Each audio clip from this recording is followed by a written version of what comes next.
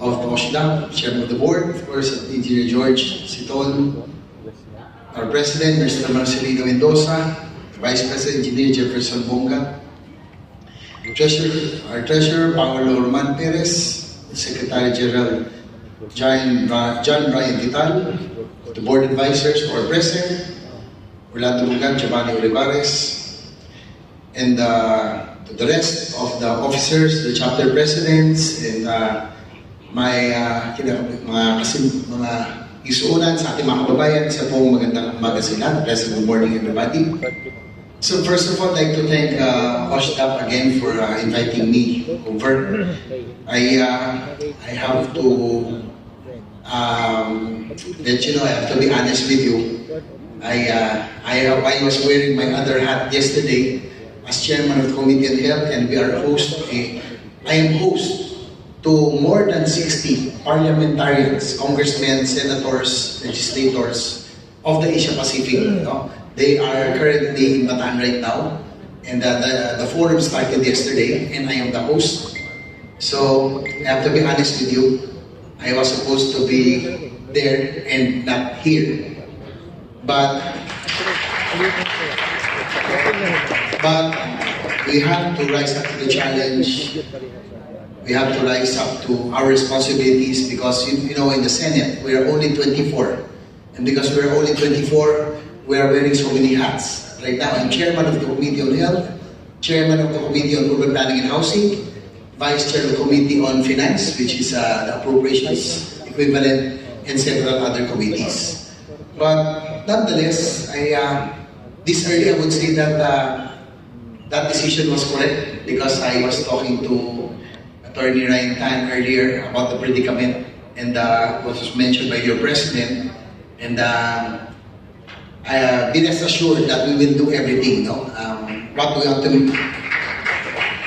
want to happen, of course, our aim in view is to increase housing production, not to regulate, not to minimize. No? Kinakailangan pagbutihin natin, pagbilisan pa natin ang paggawa ng produksyon.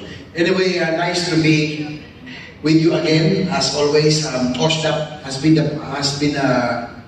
a partner of the Committee on Urban Planning in enacting legislations, no? And in fact, dun sa yung Balanced Housing Act, no? Hopefully, with the creation of the Department of Housing, which is already in its advanced stages, so hopefully, I'd like to tell you the good news. Hopefully, by September, before October, which is already the start of political season, I am confident that we will already be able to pass the measure creating the Department of Housing. Also, you know, we are able to pass the Balanced Housing Act, and this time the creation of the Department of Housing. Hopefully, it's a long shot, but the in-city housing bill, hopefully if we can pass it. No? You know, these are decades-long measures that have been discussed, debated, but never passed. But under my committee, not to pat myself on the back, but because of the very good relationship with the different housing organizations, the key shelter agencies, we were able to pass significant laws during the 15th and 16th Congress. Decades long na ito, di ba, Atty. Tan? No? So, but we were able to pass it under this Congress. Anyway, to those who do not know me that well, before I entered public service, I was also a businessman. I was also a developer, just like most of you who are present. That is why probably that helped me in my administration of the Committee on Urban Planning and Housing, being a former developer, knowing the ins and outs of the business. And likewise, dun sa mga hindi pa nakakakilala, I'm a businessman before I entered public service. I was in housing, I was a developer. I graduated from De La Salle and Xavier School, so I hope that I got the best of both worlds. I was blue at first and then went to green, naligaw. And I'm, of course, it's very hard sometimes if you are the son of a more popular father. Masikat po sa akin yung tatay ko. I'm 14, I'm the 6th out of 14 children. Yung declared, hindi ko alam kung meron pang mga declared. Tinanong namin nung 80th, nung 75th birthday ni President Era. Sabi rin, Dad, ilan pa talaga kami? Sabi niya, 14. Ba't may ganito pa? Ay, hindi yun, wala yun. Binibintang lang sa akin yun. I'm the 6th out of 14 children. As they say, there's a saying that there's really truth to the improvement of the race. As they say, I'm siguro yung mga first unit of production, parang experimental eh. Parang hindi masyadong okay. Okay lang. Diba yung mga kuya ko? Buti na lang nasa kalagitnaan ako. Medyo, nung lumabas siguro nakita sabi ni Erap, medyo palusog pa rin. Medyo paitim. Pero at least gwapo na.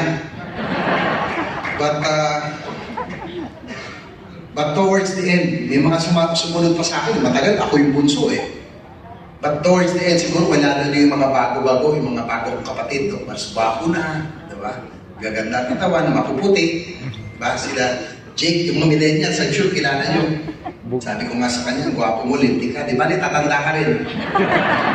But that goes to show that just like housing production, sa mga new technology, there is evolution.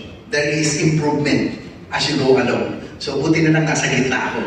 Yung tama-tama lang, di ba? Anyway, inigising ko lang kayo. I'm sorry I had to request for an earlier slot because after this, I have to rush back to Manila to attend to the parliamentarians, congressmen, senators, legislators from all over Asia Pacific. May speaker of the house pa sila doon. Pero iniwan ko sila para sa inyo. Okay ba? No, I have to be, But anyway, there's so much happening right now under the Committee on Health. That's why we had a forum discussed extensively was the Universal Healthcare Program, which we are also in the advanced stage already. I hope to pass this measure also by September. So it is intended that as the name of the measure says, universal healthcare is giving access to good quality healthcare for all Filipinos. Yan po ang intention. It is ambitious, but I know that this can be done. The House of Representatives passed the measure last year. Alam mo sa House kasi, minsan hindi sila nag-iisip, basta pinapasa na lang. Kaya, nung dumating sa amin, we had to refine, we had to improve on the bill. That's the reason why the Senate sometimes takes longer, or most of the time takes longer, because we have to make sure that before a bill is passed, that there are no loopholes, that the bill has been deliberated upon. Diba? We want to make sure that we pass those that are really of good quality. Kaya nga po, kung yung napapansin, yung creation of Department of Housing was already passed in the House, but it took a longer time in the Senate. But be rest assured, I assure you that before October, I am hoping that if everything falls into place, I will be able to pass the Universal Healthcare Program and defend it. I'm at present defending it. But the creation of the Department of Housing is already in the period of amendments. Tapos na po ang period of interpellation. And I was able to defend it well. So nasa period of amendment po tayo. So when we resume, meron na lang kasi si Senator Recto wants that the NHA should become the Department of Housing and attached agencies, attached to it. So yun na lang, medyo na lang. Kasi sa akin, HADSI ang gagawin full-fledged department. And hopefully, with the creation of the Department of Housing, we will now have a synchronized, coordinated, and consolidated program of action for the housing sector this time. Because through the years, after the Department of Human Settlements was dissolved in 1986, we had 8 ba yung attorney lang, yung key shelter agencies, total. We have 6 key shelter agencies, no? National Home Mortgage, HGC, HURB, ano pa ba? SHEDA, HGC, and others, no? Each with their own mandates, each with their own boards, each doing their own thing. Kumbaga wala po tayong master plan. Kanya-kanya pong gawa ang key shelter agency po. So with the intention of the creation of the Department of Housing to put everything into one roof, under one roof. So that now we will have one board, one direction, we will have a consolidated effort to improve housing production and the quality of housing in the country. Hopefully, we can increase the production from the present 200,000 a year. Tama ba? 200 or below sometimes. 200,000 a year. Hopefully, we can increase it to 300 to 400 and 500,000 under the Department of Housing. Because if we continue on this trend, we will not be able to address the housing backlog. Diba? It stands at 1.2 million at present. So if it does not improve by 2022, tama, aabutan ng 6 million ang backlog. So we want to increase the production of housing and improve the quality of housing under the creation of the Department of Housing. Likewise, so before I move on to another topic, we have already passed the Balanced Housing Act, no? Which was a very good piece of legislation. Yun po ay we will require developers of condominiums to also do their share in socialized housing. Kaya lang yung nagkaroon lang ng problema, no? Because I didn't know that from the IRR that was done by the housing sector, nagkaroon ng mga unnecessary regulations that is now affecting the socialized housing sector, which was mentioned by your president earlier. Mukhang sabi ko, nung binanggit ni Presidente, mukhang may hugot Mukhang may hugot, kaya I asked Attorney Ryan what's the problem. So, be rest assured, as the Chairman Committee on Housing, I will do my part in help to making sure that developers are supported. No? Napakababa na nga ng margin na nasa socialized housing, di ba? Tayo po yung pinakamababa ang margin because we want to keep the prices low. So, kung papahirapan pa natin, baka lalo nang maapektuhan ang production ng housing. So, be rest assured to the officers and members of OSHDA, to all the co-developers of mine, no? Be rest assured that I will do it. You will have my support, and I will talk to EJERCITO right away so that we can increase the housing production. And that is the intention. Because, you know, housing and construction has the best multiplier effect in terms of economic contribution to the economy. Hindi dapat to maapektuhan. Okay? So we will have. And now, in terms of legislation, decades-long bills that have been deliberated but not passed have been passed already under the 15th and 16th Congress under my chairmanship. Thank you to OSHDA. Thank you to all of you who have supported my committee, and then we have already passed landmark legislations. So hopefully by September, this will be a landmark legislation, the creation of the Department of Housing. And then we would like to touch on different topics, no? Because I know that these are all correlated. One of the things that I have been really pushing is the massive infrastructure, which includes the railway system and the modernization of our ports and airports. Because if you look at our economy, if you look at ASEAN, yun ASEAN na lang, tignan na lang po natin. In terms of infrastructure development, I think we are 25 to 30 years behind our neighbors in terms of infrastructure development. One evidence is here in Cebu, just like Metro Manila, probably on a per kilometer, probably it's less than 10 kilometers per hour ang movement sa Cebu. No? In Metro Manila, probably it's a little bit faster, but it's still very slow. We are getting stuck in 2-3 hour traffic jams. And things will not get better in the next 5 years if we do not do anything about it, just like in housing. Kung hindi tayo kumilos, no? In terms of infrastructure development, things will not get better. Just to give you an idea, Campi said, yung Campi po, yung car assemblers and manufacturers of the Philippines, says that they are selling about 20,000 to 30,000 new vehicles every month. Just imagine, 20 to 30,000 new vehicles. In 1 year, times 12, ilan po yun? Mga 360 to 400,000. Di ba? And in 3 years, that's about 1 million vehicles added to our streets. Just imagine, we already have horrendous traffic jams. And in 3 to 5 years, if the trend continues and we do not lay those railroad tracks, those infrastructure, we will have a gridlock. Dito lang po sa Cebu, no? It used to take me 20 minutes from Lahug, waterfront, going to the airport. And coming here from Marco Polo, usually 10, 30 minutes, easy driving, nandun ka na po sa airport. Ngayon po, yung isang oras, kakabahan ka pa, bukang kulang pa, from Marco Polo to the airport. Because of the new cars that are added to our streets. Anyway, bakit po kaya nangyari ito?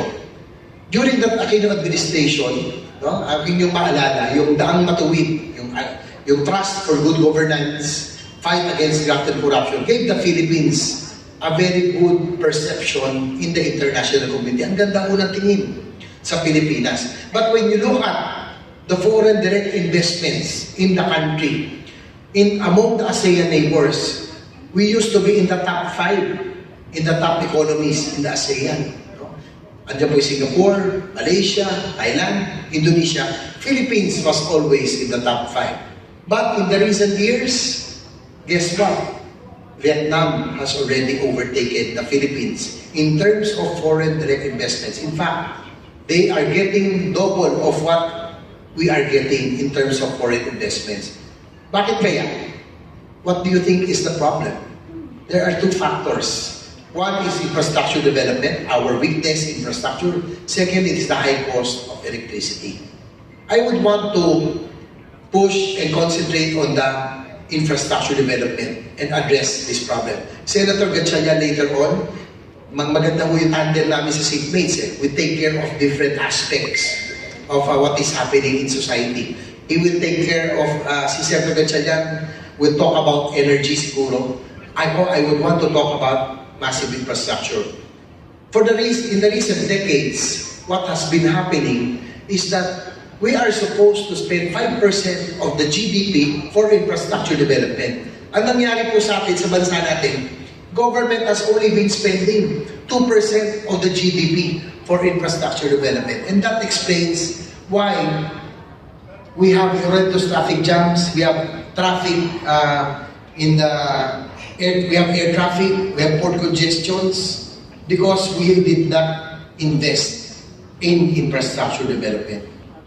Right now, just last week, there was a mishap that happened in NAIA, which crippled the NAIA and really caused so much trouble in the whole economy of the country, because we have an international airport that has only 1 runway for international. By today's standards, all major airports has to have 2 parallel runways. Just in case there are problems, at least there is still 1 more runway. So anong nangyari? Sa NAIA, we were crippled for almost 36 hours. Anyway, that's part of what I've been pushing.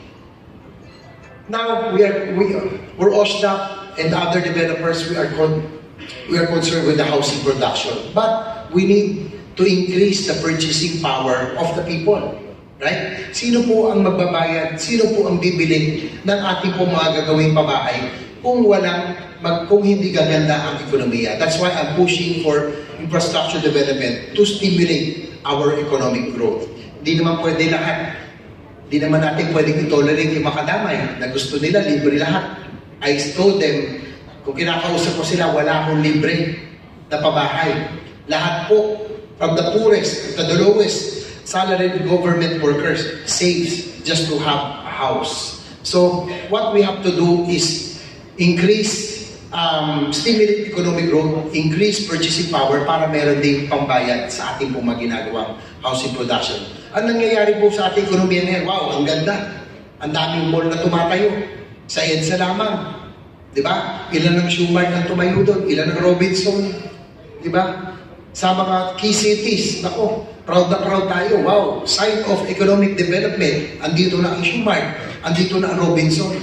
But in the long run, if we do not increase the purchasing power of the people through massive infrastructure to improve the economy, sino ang bibili sa mga tindahan ng mga nasa mall?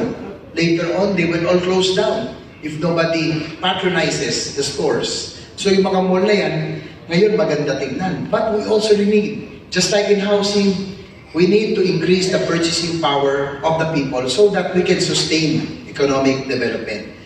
What I've been proposing right now is to rehabilitate and for us to put a modern, reliable infrastructure, and that is the railway system. Probably most of you have gone abroad, traveled in Japan, United States, Europe. The railway system has always been a backbone of their respective economies. Malaking bagay ang railway system sa bawat ekonomiya ng bansa. Dito po sa atin, meron na tayo noon, pinabayaan pa natin. When I was young, I could remember, I was fascinated already by trains, by planes, everything that has engines. Pumupunta pa ako ng Tutuban, and I look at the old locomotives. And I could remember, during that time, meron pa ako nakikita, wow, Bicol Express. Yung pong tren na pumupunta from Tutuban hanggang po sa Legazpi. Do you still remember the Bicol Express? Kaya rin, mga millennial ang alam sa Bicol Express, pagkain na lang eh. Ulam na lang, di ba? So, I'm advocating the massive infrastructure development because this is also connected to housing. No? So just imagine if we have the PNR North Line, which will stretch from Manila to Bulacan, to Pampanga, to Tarlac, to Pangasinan, all the way to the Mortis in La Union. That's the old line. This will now be rehabilitated. One good news, na groundbreaking na po yung Manila to Malolos commuter line, and the Manila to Clark, which will become the second primary airport for Metro Manila, has already na-groundbreaking na rin po. That is one of the reasons why I support the President. Because he has committed to spend 8 trillion for the next 6 years for infrastructure development. Marami nagsasabi, bakit mo ba sinusuporta niya si Duterte? Diyos ko, walang ginawa, magmura ng magmura. Sabi ko, di ba rin na magmura ng mura? As long as he makes true, he's committed to spend 8 trillion for the next 6 years for infrastructure development. I am quite sure that our economy will really take off after that. That's why, just imagine, kung natuloy na yung PNR North, going to Bulacan, Pampanga, hanggang po La Union, we will create new growth development areas in all the provinces. Sa Bulacan, doon po sa stasyon na itatayo, sigurado magiging growth area yan. Just imagine the real estate value once the railway station is operational and going to Bulacan. Doon po sa growth, doon po sa stasyon, we will now create industrial estates, commercial areas, and the housing component can already be there. Kumbaga ganun po. Kung saan dadaan ng riles, yun po binibigyan ko na kayong tip. Kung saan dadaan ng riles, dapat bumili tayo ng lupa. Kung saan itatayo ang stasyon, bumili tayo ng lupa. Because for sure, pag dumaan po ang riles doon, your real estate prices will go times 5. Kaya nga po, dapat ngayon pa lang, we should already look forward. Just to give an example, in San Jose del Monte, I was there last month, kinikwento po ng mayor doon, that the real estate prices have already, naging times 5 na, yung kanilang real estate just because of MRT 7, that will reach San Jose del Monte. Eh, nandito pa lang nga yung construction, nasa Commonwealth pa lang di ba? Nasa Fairway pa, nasa Parkview pa lang. Di ba? Nasa Parkview pa lang. Eh, pag umabot na San Jose, magkano na kaya ang real estate? So, just imagine, Bulacan, Pampanga, we will have train stations, we will have industrial estates, we will have food terminals, especially for the rural or agricultural provinces. Yung po mga food terminals, no? Isasakay na lang po, dadali na lang po yung mga produkto doon sa railway station. Yung pong growth development areas, industrial estate, commercial areas, itatayo near the stations. And likewise, housing. Kaya nga po, I'm ito po yung sinasabi ko sa mga OSHDAP, yan po ang tingnan natin kung saan dadaan ang infrastructure because this will be an opportunity for us to grow. Dadaan ng Tarlac, dadaan ng Pangasinan, dadaan ng Union. Kahapon may nagsalita rito si Yusek Densing about federalism. Diba? The intention of federalism is to spread out the development, spread out the wealth. But this I say to you, baka nga pag natuloy po yung infrastructure development, we will now be able to spread out the development. Diba? Hindi na lahat nakakonsentrate sa Metro Manila. If you create growth nodes in Manila, in Bulacan, in Tarlac, in Pampanga, in La Union, in Pangasinan, there will be jobs and opportunities in those areas. Hindi na lahat ng tao magsisiksikan sa Metro Manila o Cebu o Davao. We will now spread out the development in those areas as well. And there will be opportunities, especially for the housing and the developers. Kaya nga po, tignan natin kung saan dadaan ang infrastructure because for sure that this will be great growth areas will become opportunities for business. Okay? And again, going back, for us to be able to increase the purchasing power of the people, we have to stimulate economic growth. And for me, by addressing the weakness in our economy, which is the infrastructure, I am quite sure that we will now reach our full economic potential when this becomes a reality. Okay? So, before I end, again, I'd like to thank all of you for having me over. I hope that I was able to impart with you what I see in the near future, what opportunities we have in the housing sector, that it will have to coincide with the massive infrastructure, the development, lahat po yan magkakakabit eh. I hope that this time around we will now have a master plan. We will now have a blueprint, that we will now have a direction to take. Dati po kasi kanya-kanya. No?